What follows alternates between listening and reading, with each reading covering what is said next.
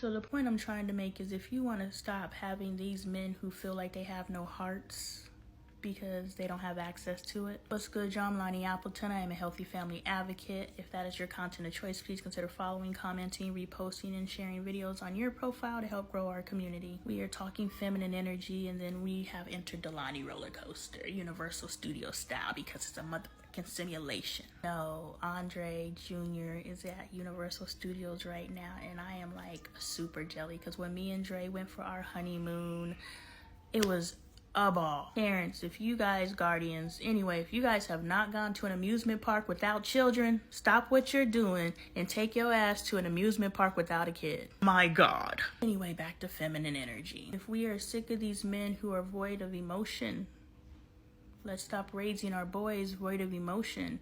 I asked Dre the other day, I was like, who taught you how to open a door? And he said, my grandmother taught me how to be a gentleman.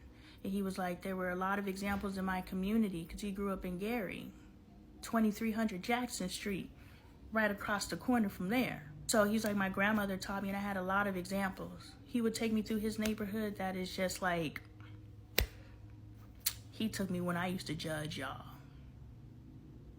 But he was like, it's so sad because all of these homes used to be pristine, lawns manicured, everything. There was pride in this community.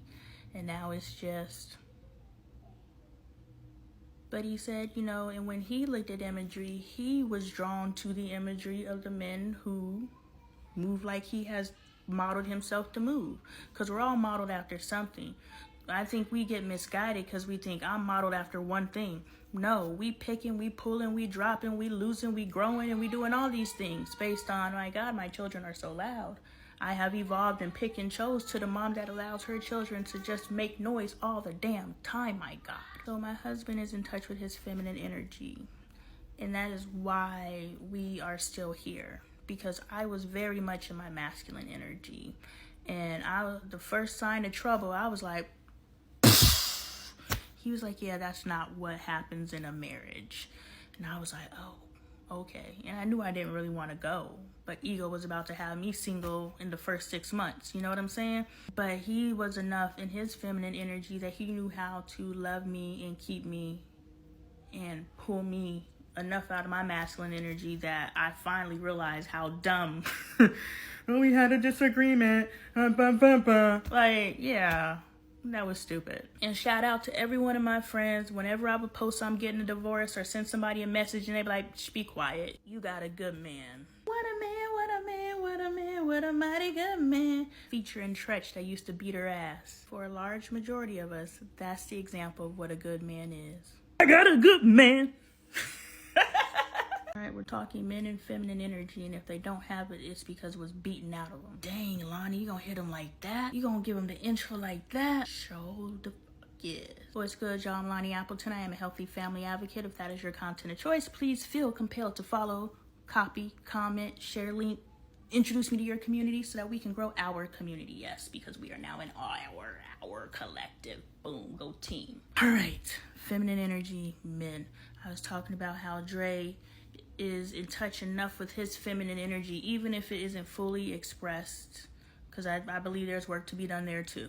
But even though it's not fully expressed, he was enough in his feminine energy to keep this relationship together, because I did not know how to be in a relationship, let alone a marriage. Let's have that conversation. Those of you who are struggling the first year, it's because you were seeing the death of your single self. Now, these are the motherfuckers who's serious.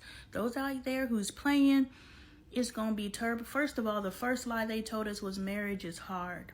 And so we're out here and we're thinking this difficulty that we're experiencing in our relationship, this is normal because relationships are hard.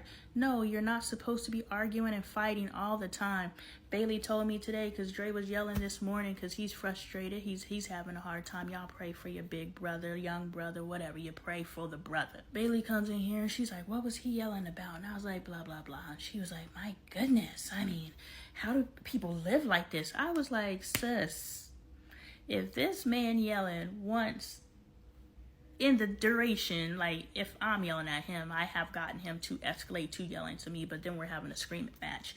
This was just Dre on his own. Like he's a boy boy on the verge of a major meltdown. I need to stop joking about my husband's mental health, but he won't let me help him, so what am I supposed to do? Might as well make a video about it. Good idea. You know, so Bailey's just like, man, all that yelling. I was like, dude, if you can't survive one 7 a.m. yelling session, you definitely couldn't have grew up the way that I grew up. And then, of course, she got to hit me below the belt looking ass. Well, I'm sorry I didn't grow up in a crack den. My bad. Asshole. She definitely is not doing the work. But, you know, Dre kept us together. We rarely argue. He loves me more than I love him. Does not mean that I don't love him to death. It means that in order for him to be all in and to deal with this, he's got to love the out of me. And it's just my innate nature to love once I learn how to love, because I have to learn how to love because no one ever loved me before. Coming to that conclusion that no one has even ever loved me before. And my parents loved me at their capacity, but they didn't love me. All right, we're talking the marriage lie, and somehow I ended up saying that my parents never loved me. What's good, John Lonnie Appleton? I am a healthy family advocate. I know that intro don't sound like it, but I am.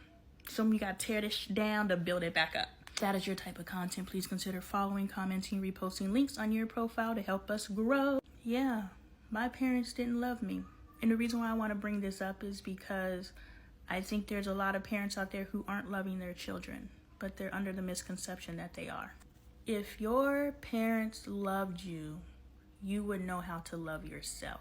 If your parents loved you, you would have a higher self-worth than to allow the people into your life that you have allowed. If your parents provided you with a safe, nurturing, healthy environment, which are all manifestations of love, you would not then find yourself the moment you are out of your parents' home in the opposite. The reason why me and the people who live right across that retention wall right there, like, yeah, they set up camp right there where my kids are playing. Yeah, we gotta move.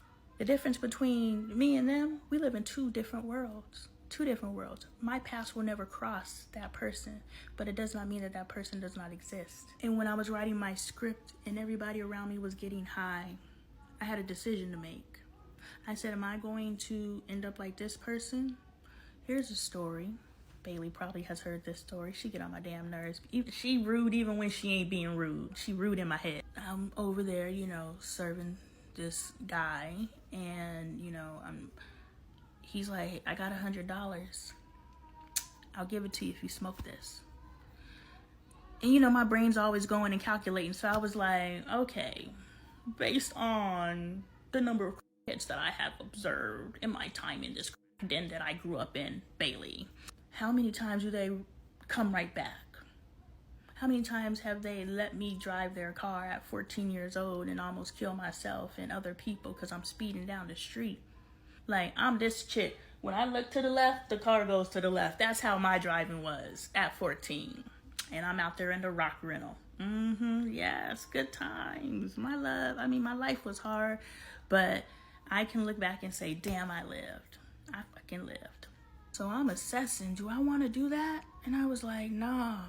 I was like, no, sir. Because if you give me that $100, I smoke that rock. And one of the things my mom did teach me is she no longer gets high. She's just chasing Scotty, which is the very first high. So if I chase that $100 and I smoke that crack, I know that I'm going to be hooked. This black man wanted to get this little 14-year-old child hooked on cocaine. Think about that. But anyway, I was like, no, I'm good, sir. And that's the end of that story.